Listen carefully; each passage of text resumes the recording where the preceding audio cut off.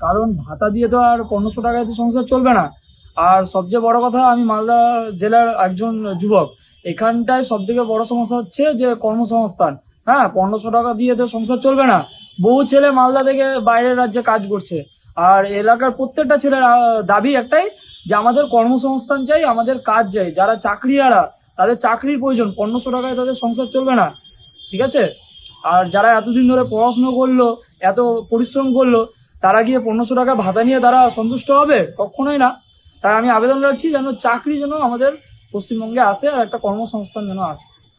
আর এই যে লক্ষ্মীর ভান্ডারে 500 টাকা বাড়ানো হলো, কিন্তু এই লক্ষ্মীর ভান্ডার 500 টাকা বাড়ানোটা ঠিক ছিল, নাকি সরকার যদি কোনো স্থায়ী শিল্প পরিকাঠামো, রাস্তাঘাট এসবের দিকে জোর দিলে ভালো হতো? অবশ্যই অবশ্যই শিল্পের তো প্রয়োজন আছেই। আমি কি বললাম যে মালদা জেলায় সব থেকে বেশি বেকারত্ব, মালদা মুর্শিদাবাদ।